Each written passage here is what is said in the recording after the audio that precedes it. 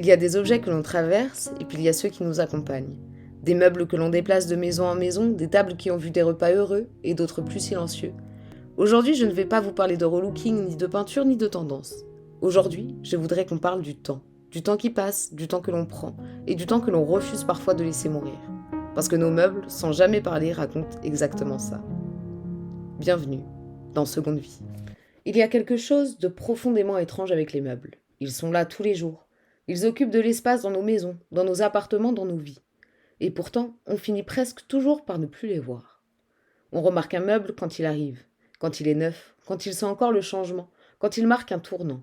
On le remarque aussi quand il dérange, quand il est trop grand pour la pièce, quand il ne passe pas la porte, quand il ne correspond plus à ce qu'on est devenu. Mais entre ces deux moments, il disparaît. Il devient invisible. Et c'est précisément à ce moment-là qu'il commence à jouer son vrai rôle. Parce qu'un meuble, quand on n'y prête plus attention, devient un témoin silencieux. Il est là pendant que nous vivons, pendant que nous avançons, pendant que nous changeons, pendant que nous traversons des choses parfois très simples et parfois beaucoup plus lourdes. Le meuble, lui, ne bouge pas. Il ne décide rien, il reste. Et parce qu'il reste, il voit tout. Il voit les départs, les cartons faits dans l'urgence, les affaires triées sans trop réfléchir. Il voit les gestes mécaniques, ceux qu'on fait quand on veut aller vite, quand on veut tourner une page. Il voit aussi les déménagements heureux, ceux qui sentent l'excitation, les projets et les «on verra bien». Mais il voit aussi ceux qu'on n'a pas choisis, ceux qui arrivent après une rupture, après un deuil, après une période de flottement. Il voit les premières nuits dans un lieu encore vide, les repas improvisés, les verres posés à même le sol, les chaises qui ne sont pas encore à leur place. Il voit les enfants grandir, les petites mains qui s'agrippent à un meuble pour se lever, les traces laissées sans qu'on s'en rende compte, les dessins maladroits, les coups, les marques qu'on promet d'effacer et qu'on finit par garder. Il voit aussi les adultes s'appuyer sur lui, sans réfléchir, sans le regarder, juste parce qu'il est là, stable, présent. Le meuble ne parle pas, il ne commente pas, il ne donne pas son avis. Il observe et surtout, il encaisse. Il encaisse le temps lent, le temps qui ne fait pas de bruit, celui qui ne s'annonce jamais mais qui finit toujours par s'imprimer. Et c'est là qu'une distinction devient essentielle, la différence entre un objet et un repère. Un objet, on peut le remplacer, on peut le comparer, on peut le choisir dans un catalogue, un repère non. Un repère, ça ne s'achète pas, ça se construit, lentement, à force de gestes répétés, à force de passages, à force de moments banals et de moments qui changent une vie. Ce n'est pas le prix du meuble qui compte, ce n'est pas son style, ce n'est même pas son âge, c'est le temps qu'on a vécu autour de lui. Une table devient importante le jour où elle accueille une discussion qu'on n'oubliera jamais. Un buffet devient irremplaçable parce qu'il est resté là quand tout le reste changeait. Une commode devient précieuse parce qu'on l'a ouverte des milliers de fois sans jamais y penser. Le meuble devient alors un marqueur du temps. Il ne mesure pas les heures, il mesure les vies. Et le temps laisse toujours des traces. Une rayure sur un plateau, ce n'est pas un défaut, c'est un moment qu'on n'a pas noté. Une trace plus claire sur le bois, ce n'est pas une erreur. C'est un objet posé là un jour, sans savoir qu'il laisserait une empreinte. Les poignées polies par les mains, les angles adoucis, les champs émoussés, ce sont des archives. Le meuble devient une mémoire matérielle. Une mémoire qui ne s'exprime pas avec des mots, mais avec des marques. Et ce qui est fascinant, ce n'est pas ce que les meubles sont, c'est ce que nous leur confions. On leur confie notre besoin de stabilité, notre besoin de continuité, notre besoin de repère dans un monde qui change trop vite. Quand quelqu'un dit «je ne peux pas m'en débarrasser», il ne parle presque jamais du meuble. Il parle du temps qu'il contient, d'une époque, d'un avant, d'un pendant. Parfois d'un moment où tout allait bien, parfois d'un moment où tout s'est effondré. Dans une époque où l'on remplace vite, où l'on jette pour aller plus vite, ces meubles-là deviennent presque des résistances silencieuses. Ils nous rappellent que tout n'est pas fait pour disparaître, que tout n'a pas vocation à être effacé, et parfois, ce qui mérite d'être conservé, ce n'est pas l'objet. C'est le temps qu'il a traversé avec nous. Et c'est précisément pour ça que notre rapport au meuble raconte autant de choses sur notre rapport au temps. Parce que la vraie question n'est jamais «est-ce que j'en ai encore besoin?» mais plutôt «suis-je prêt à laisser partir ce que ce meuble représente dans ma vie?» Jeter. C'est un geste simple, rapide, banal. On jette sans y penser. On trie, on empile, on sort des sacs. Et souvent, on ressent un soulagement immédiat. Jeter donne l'impression de faire de la place, de reprendre le contrôle, de mettre de l'ordre là où il y avait du désordre. Mais ce que l'on jette, ce n'est jamais seulement un objet. Derrière le geste de jeter, il y a presque toujours autre chose. Un besoin de légèreté, un besoin de rupture, un besoin de tourner une page. Jeter, c'est parfois une façon très douce de dire au revoir. Dans nos intérieurs, le jetable est presque devenu normal, presque encouragé. On nous apprend à remplacer, à renouveler, à suivre le mouvement. Le meuble, lui, est entré dans cette logique. Il est devenu temporaire, presque provisoire. On achète en se disant que ce ne sera pas pour longtemps, que ça fera l'affaire, que ça attendra mieux. Et quelque part, ça nous rassure. Parce que le provisoire donne l'impression qu'on ne s'engage pas, ni avec l'objet, ni avec ce qu'il représente. Mais ce soulagement-là est fragile, très fragile. Parce que jeter, c'est aussi reconnaître que quelque chose est terminé. Et parfois, on n'est pas prêt à ça. Il y a des meubles qu'on jette sans hésiter. Et puis il y a ceux devant lesquels on reste bloqué. Ceux qu'on déplace d'une pièce à l'autre, ceux qu'on range dans un garage, ceux qu'on met en attendant. Ce ne sont jamais les plus beaux, ni les plus chers, ce sont les plus chargés. Chargés de souvenirs, chargés de moments, chargés d'un temps que l'on n'a pas encore digéré. Jeter dans ces cas-là devient angoissant. Parce que jeter, c'est accepter que ce temps-là ne reviendra pas. Alors on repousse, on garde, on se dit qu'on décidera plus tard. Le meuble devient un entre-deux, ni vraiment présent, ni vraiment absent. Et dans cet entre-deux, il continue d'exister, de peser, de rappeler. Dans une société qui valorise la nouveauté, le jetable nous promet une forme de liberté. Mais cette liberté-là est souvent une fuite. Fuir le passé, fuir le souvenir, fuir ce qui nous rattache à une version de nous qu'on n'assume plus tout à fait. Et pourtant, certains meubles résistent. Ils résistent au tri, ils résistent au remplacement, ils résistent au temps court. Et cette résistance est profondément révélatrice. Elle nous montre que tout ne peut pas être effacé, que certaines choses demandent autre chose que l'oubli. Le meuble, dans ces moments-là, nous oblige à faire face, face à ce que l'on n'a pas terminé, face à ce que l'on ne sait pas encore comment laisser partir.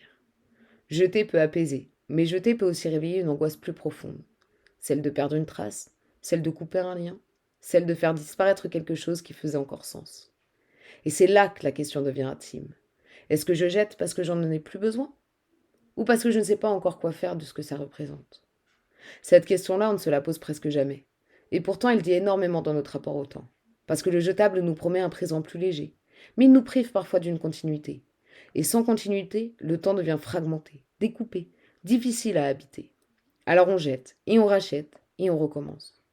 Jusqu'au jour où l'on ressent un besoin différent, un besoin de comprendre, un besoin de transformer plutôt que d'effacer. Et c'est exactement là que quelque chose bascule. Parce que remplacer, c'est rapide, mais transformer, ça demande du temps. Réparer, c'est un mot simple, presque discret. Et pourtant, réparer demande quelque chose que nous avons de plus en plus de mal à accepter. Du temps. Réparer, ce n'est pas un geste spectaculaire, ce n'est pas immédiat, ce n'est pas optimisé. Réparer, c'est ralentir. C'est s'arrêter devant un meuble et le regarder vraiment. Pas pour ce qu'il devrait être, mais pour ce qu'il est devenu. C'est voir ses failles, ses faiblesses, ses déséquilibres, et accepter de ne pas tout maîtriser. Dans un monde où l'on nous pousse à aller vite, réparer devient presque un acte contre-courant. On nous apprend à remplacer, à jeter ce qui ne fonctionne plus, à ne pas perdre de temps avec ce qui demande de l'attention. Réparer, c'est refuser cette logique. C'est dire, je vais prendre le temps d'observer, le temps de comprendre, le temps de faire. Réparer, ce n'est pas revenir en arrière, ce n'est pas figer le passé, c'est accepter que le temps a laissé des traces et choisir d'avancer avec elles. Quand on répare un meuble, on entre dans un rythme différent. On écoute les matières, le bois qui réagit, les assemblages qui racontent comment le meuble a été pensé. On comprend ses limites, ce qu'il peut supporter, ce qu'il ne pourra plus jamais faire. Et cette écoute-là est rare. Parce que dans nos vies, on n'écoute plus beaucoup.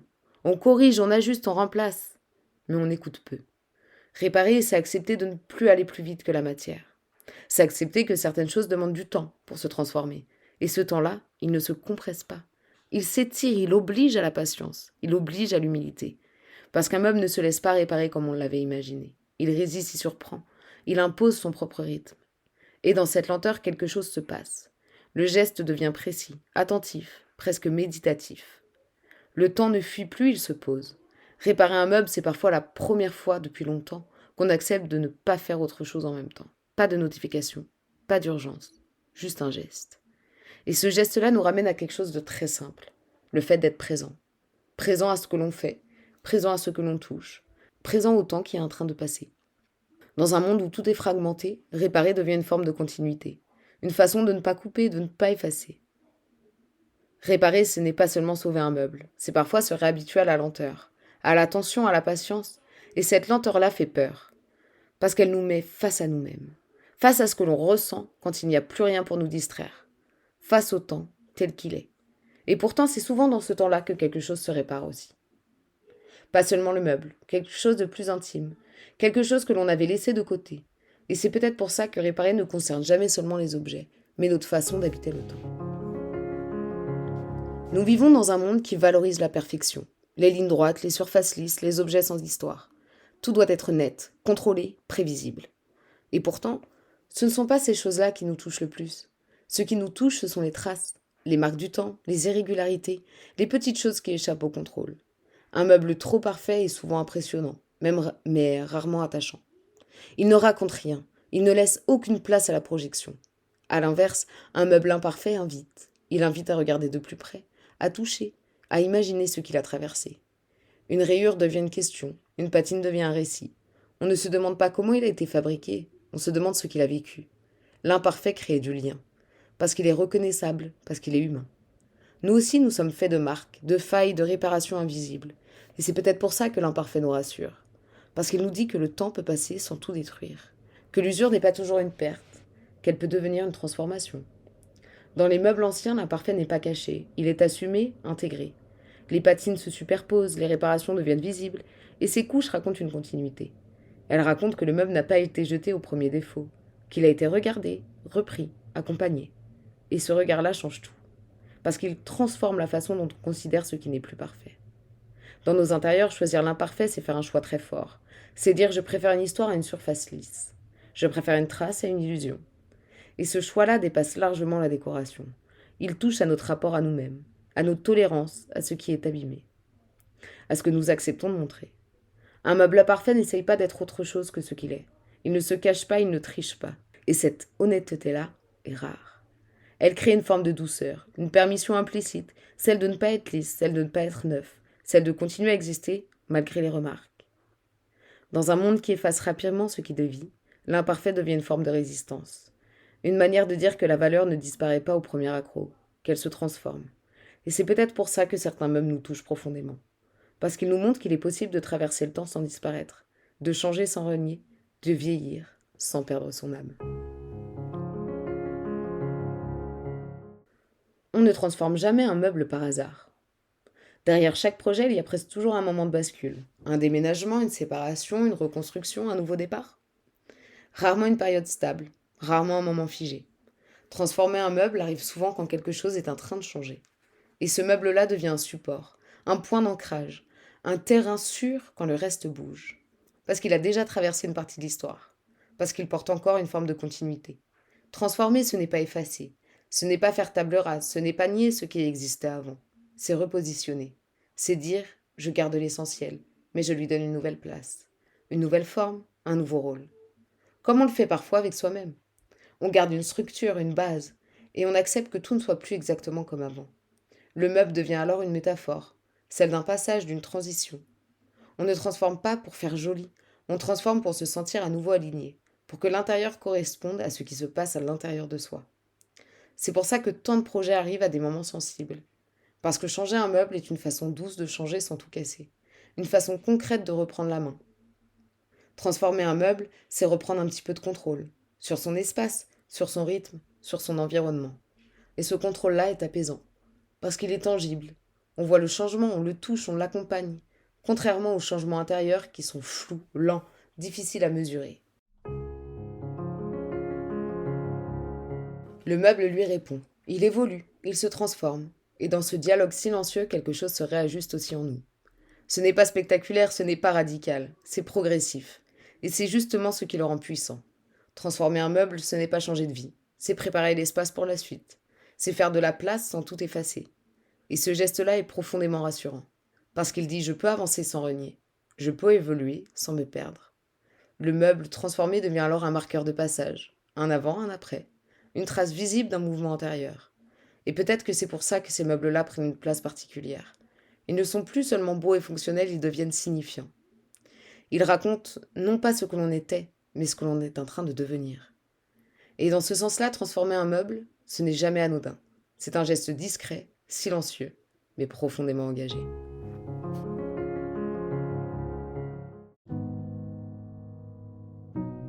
Si on prend un instant pour regarder en arrière, on se rend compte que cet épisode n'a jamais vraiment parlé de meubles. Il a parlé du temps qui passe, du temps qui marque, du temps que l'on choisit d'accompagner ou d'effacer.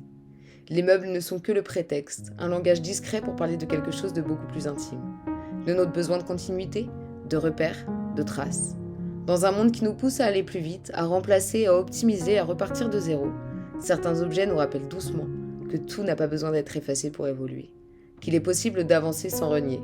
Nos meubles nous montrent que le temps n'est pas forcément un ennemi, qu'il peut devenir une matière avec laquelle on compose. Les marques, les réparations, les transformations, tout ce que l'on appelle des défauts raconte en réalité une traversée, une vie qui continue.